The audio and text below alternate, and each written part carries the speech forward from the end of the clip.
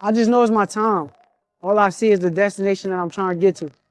I think I'm the smartest fighter on the planet Earth. I don't just beat guys. I'm the type of fighter that dominates people. I'm gonna beat the shit out of you. You better be ready, boy. We are in Las Vegas, Nevada. We at the UFC boxing gym. January 31st, I'm fighting Teofimo Lopez. I'm moving up to 140 pounds, super lightweight. The process ain't nothing new. I'm not trying to put on all that muscle and all that extra shit they keep talking about. Skills pay the bills, and that's what's gonna show up on fight night.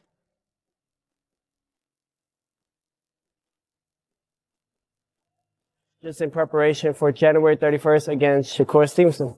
He was born for this. He's God gifted. We're implementing a lot of different things for this camp. You got to do things in there that people have never seen. Every day is a different type of segment of working out. Earlier today, I had a little bit of strength and conditioning and then swimming, exercising and expanding those lungs. And then we finish off late night. We come here and do 18 ounces of gloves, an hour or as long as I can of training without no break. Just trying to see how much more I could push.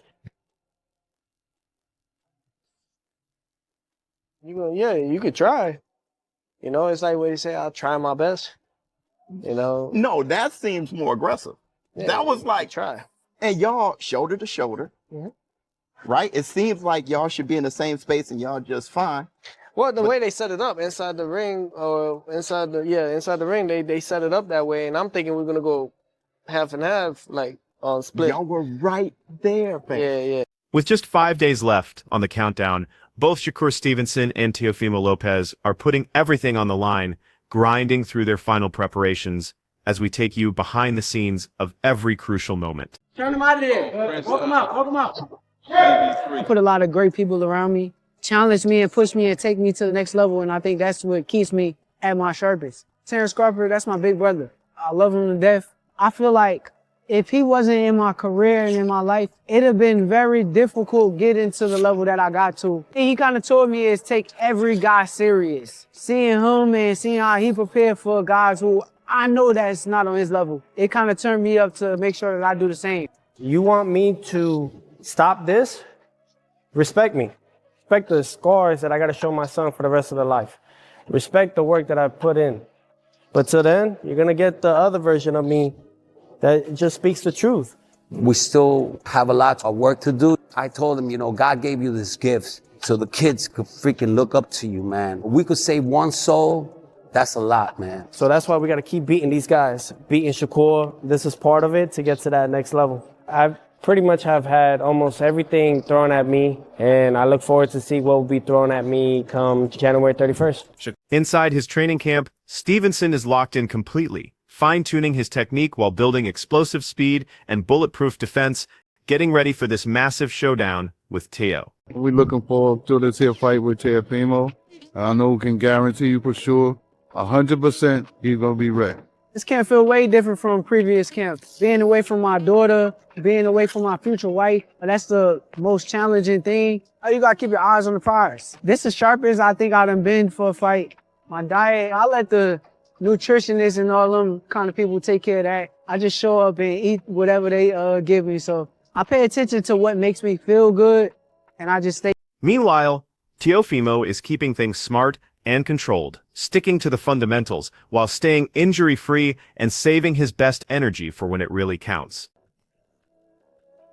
Today is chest, triceps, a little bit of shadow boxing with some weights. Keep the ligaments and everything loose.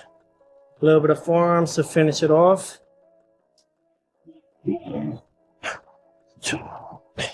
Nothing too intense like others. We don't need that. Later today, we're going to go boxing. But prior to that, we're going to go recover.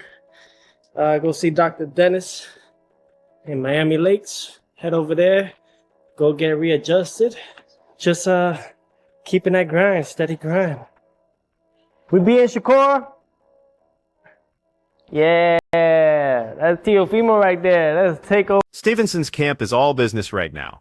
Every session focuses on perfecting technique, building that championship endurance, and crafting the perfect game plan to take control of this fight. I had fought a kid named Ruben Villa, and he beat me. He beat me again in the next tournament. So now that's 2 times. So now they kept saying like, okay, Ruben Villa is the next Oscar De La Hoya, he's going to win us an Olympic gold medal. And then by the time it came to the Olympic trials, now it's the rematch, and everybody there think I'm going to lose to this guy. And then I just wipe him out. I had to fight him again because it's double elimination in the Olympic trials. I flushed him even worse the second time, so a lot of people didn't think I could do it. The Edwin De Los Santos fight was my biggest setback. I wanted to please the fans and the people when I should have just pulled out the fight. And now they start writing me off and think that I'm not as good as I said I was. Over in the Lopez corner, Teo is training with calculated precision, drilling those core fundamentals while keeping his body in peak condition and his mind sharp for the battle ahead. Just trying to see how much more I could push. He's the best whenever he's in good condition. Like they say, we eat, we sleep, everything boxing. My nutritionist is anonymous. They're giving me a lot more protein than the previous camps. I'm actually having more meals in between rather than before. I've been with him ever since he started boxing, which was at 6. I really knew that he was really good when he started beating professional fighters at 13, 14 years old. Between me and Shakur, when we were on the top rank, because we were the next rising stars, we sparred. We did only 3 rounds back in Miami in 2016. I was getting the best out of him. You should have seen afterwards. Why do you think he said stop? He said stop recording. Come on, dog.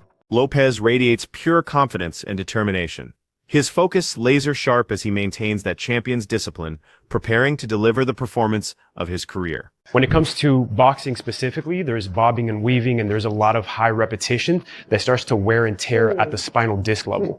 So what we're going to do is we're going to decompress the spine and make sure that we get hydration back into the disc. Yeah. The things you gotta go through to be a world champion. Yeah. Whew.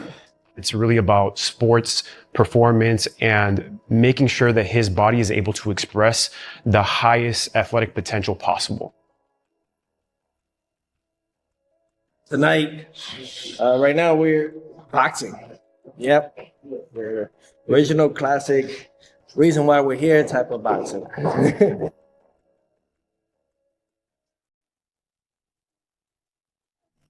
Teofimo's father speaks with absolute certainty about his son's destiny, pointing to the incredible talent, unwavering dedication, and that relentless work ethic that will crown him world champion. When he's in there, he's just focused, you know? And when I see him focus, every time I know that he has somebody, I always tell him, you already figured him out. You know, that's like letting him know, have fun. From now on, just have fun. Back here. Double jab. 1, 2. When it comes to it, like boxing is pretty much all mentality. It's all mental. Are you mentally prepared with the audience? Are you mentally going to be prepared with the certain punch selection? There's things that I also got to train as well. There's things that I have to maintain as well. Those are things that I have to work on within myself. It's a muscle. And it's a muscle memory that you have to create now. If you don't create now, it can harm you the day of. Teo spends serious time perfecting that jab during training, working on the timing and precision that will set up those devastating combinations when fight night arrives. No matter how much I said I achieved that, he's always gotta beat whoever's in front of him. I beat Shakur. They'll say he went up weight class, he wasn't in his weight class. When I flatline him and they say, oh, he had the best defense, that's just how it's gonna be. You gotta be okay with it. I ended up being okay with it. I'm gonna show everyone that his defense is not as immaculable like they say it is. That's my job. That's my job. My job is to show the true flaws that they can't see, that the world cannot see. Stevenson brings that championship experience and ring intelligence to every moment, using his complete skill set and strategic mind to dictate exactly how this fight unfolds.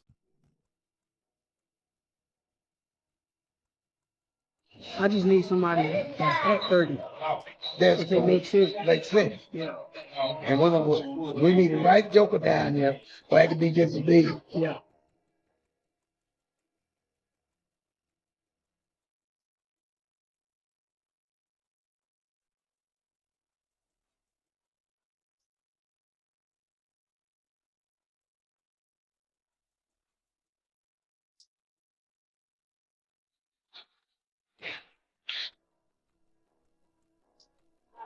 and they get kind of aggressive and open up. Correct. And I could catch them kind of easily. Yeah, you catch me. There's no bad blood between Stevenson and Lopez, according to Shakur. This battle comes down to pure competition, professional pride, and building that lasting legacy. He assumed it. But during the fight, I'm like, yo, Tio, come on, use your jab. Keep using your jab. I'm like trying to coach him through. I know Tio. I don't know Arnold Barboza. Why would I go? If I'm front row, why am I cheering on Arnold Barboza? Right. I don't do that. So, and I also remember when I was fighting Josh Padley, I could hear Tio like, yo, just go to the body, set up with the body shot, so I could hear Tio's voice. So it's like, why would I cheer against you, bro? You wanted to make that clear. Look, he basically figured that since I was connected with certain people, I'd automatically get some benefits handed to me. Stevenson speaks with total conviction about this upcoming war with Teofimo Lopez, calling it exactly the kind fight that boxing desperately needs right now. He knows the critics constantly question who he's been facing and call his style boring to watch. So stepping up against one of the biggest names in boxing shuts down every doubter and proves he's completely serious about this. He could have stayed comfortable making easy money at 35, but instead chose to jump up to 140 looking for real danger and a chance to show what he's really made of. Stevenson sees this matchup as something that tests his limits while giving fans the excitement they crave and bringing serious attention back to the sport. That level of risk in elite competition drives him to train harder than ever, perfect every detail, and walk into that ring at absolute peak performance. All the outside noise and criticism bounce right off him now because the only thing that matters is proving his greatness when those lights are brightest. Every training session, every drill, every round of sparring gets his complete focus and maximum intensity. For Stevenson, this fight represents legacy, respect, and delivering exactly what fans and the entire sport deserve to see. Because, I'm tired of going in the ring and guys being like, oh, you're not fighting nobody. Oh, you're not this. I didn't have to do this fight. I could have stayed at 135 and I could have campaigned at 135. But for me, I feel like I wanted to fight at 140 against Tio because he's one of the biggest names in the sport. How, for the good of the sport, how important is this fight between you and Tio? It's very important. It's important because it makes boxing great again. It keeps the fans that want to see the fight in tune. And also, you got to realize, once again, I didn't have to take this fight. I was campaigning at 135. That's the weight that I'm at. That's the weight that I 9 times out of 10 going to go back to after this fight.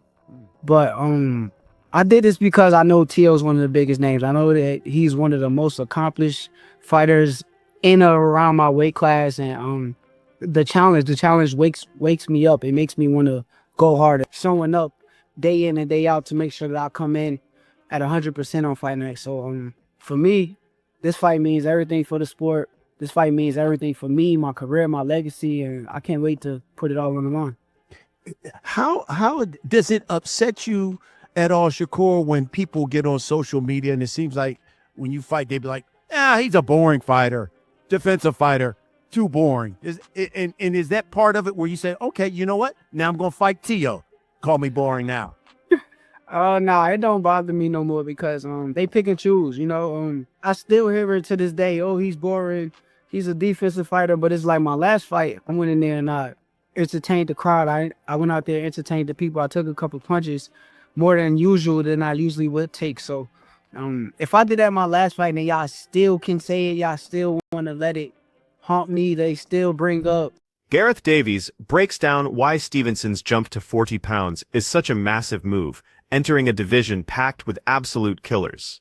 He mentions dangerous contenders like Dalton Smith, but everyone knows Teofimo Lopez sits at the top after those incredible wins over Josh Taylor and Vasily Lomachenko. Davies thinks Lopez has exactly the right style and championship experience to test Stevenson's climb up the rankings and maybe slow down his march toward pound-for-pound status. Still, he's impressed by Stevenson's razor-sharp discipline, tactical brilliance, and that growing superstar presence, especially how his confidence and charisma continue developing. After watching both fighters closely during this entire build-up, Davies calls this matchup absolutely fascinating and incredibly competitive. He leans toward Stevenson's technical superiority and ring adaptation, giving him just enough of an edge. His prediction points to a tactical, closely fought decision victory in what promises to be an absolutely electric encounter. Now, Shakur Stevenson stepping up to the 140-pound division, 10-stone division. Dalton Smith, our very own Dalton Smith, is one of those champions. Teo Lopez,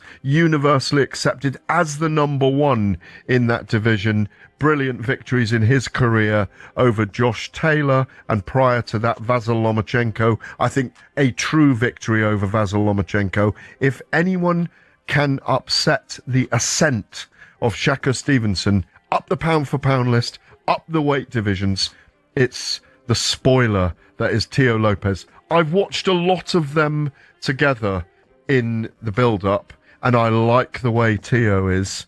And I like the way Shakur is. See, Shakur's got the gap between his teeth. It's gone now. Yep. He's had his teeth done. He's ready to be a megastar.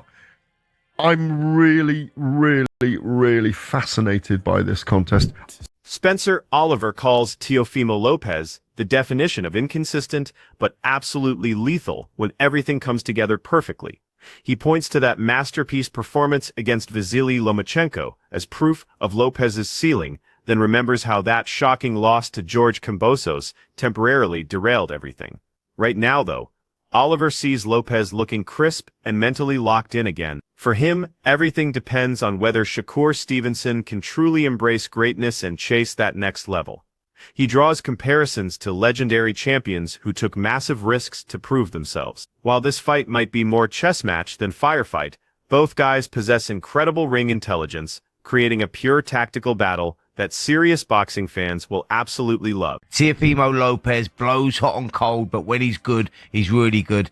Vasyl Lomachenko was an outstanding performance. Then he got derailed by George Kambosos in the fight after that and just seemed to lose his way a little bit, but in recent times looks back to his best. It's a fascinating fight.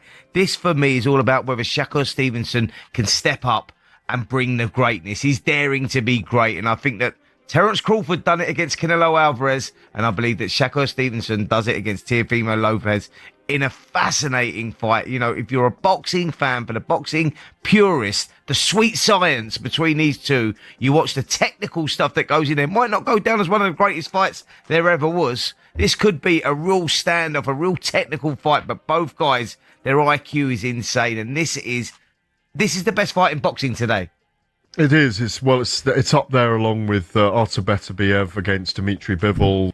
Oladipo breaks this down as a collision between two technical masters with legitimate pound-for-pound recognition hanging in the balance. He places Shakur Stevenson solidly in the top 10 while putting Teofimo Lopez right outside, but emphasizes how one huge victory could completely reshape those rankings. In Oladipo's view, a Lopez victory immediately rockets him into elite territory, while a dominant Stevenson performance might start conversations about the #1 spot across every weight class. He stresses that people are seriously underestimating Lopez's game planning and tactical preparation. Sure, Stevenson is a slick, gifted southpaw, but Lopez has already solved and defeated elite lefties like Vasily Lomachenko and Josh Taylor, giving him priceless experience that most fighters simply don't possess. Oladipo explains how facing those caliber opponents has refined Lopez's skills and mental strength, making him perfectly equipped to handle Stevenson's tricky style. This mix of preparation, proven experience, and natural ability guarantees the fight will be much midget and more competitive than casual observers realize. Bottom line, Oladipo views this as an incredibly strategic and thrilling collision, with both warriors pushing each other to their absolute breaking points. Two fantastic boxers. Shakur, pound for pound, top 10. Teo, maybe just outside it.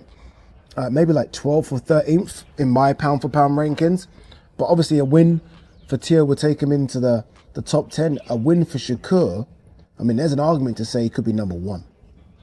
There's an argument to say you could be #1 if you are about to win your I don't know what belt, but your 4th weight division. Could be #1.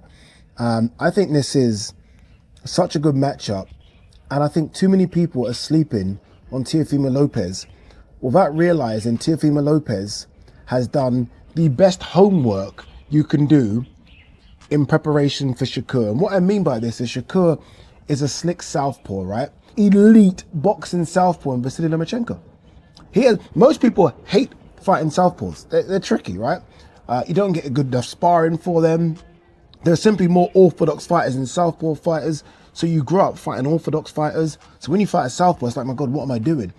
He has fought two of the best southpaws of the last 10 to 15 years in Josh Taylor and Vasily Lomachenko. And he's beaten them both. So he's had the perfect preparation. And removing Josh Taylor, because Josh Taylor, although a very good boxer, isn't as slick as Shakur Stevenson. Loma is. So he's been there and done that. Loma came up from a small weight class. Shakur came up from a small weight class. Is Shakur better than Loma? I don't know. It's a debate to be had. But what I'm getting at is that Teofimo Lopez will not be scared of fighting a slick southpaw. Teddy Atlas delivers a comprehensive analysis of the Shakur Stevenson versus Teofimo Lopez showdown, offering razor-sharp insights into what each fighter brings to the table. He gives Stevenson major credit for his recent work, pointing out how he's finally answered every critic by perfectly mixing offense and defense, standing his ground, and applying textbook technique while keeping fans completely entertained throughout. Stevenson's technical brilliance, lightning-fast hands, Olympic pedigree, and masterful range control make him the betting favorite heading into this clash. Atlas then examines Teofimo Lopez, highlighting how unpredictable his mental approach can be, the massive role his father continues playing throughout his entire career.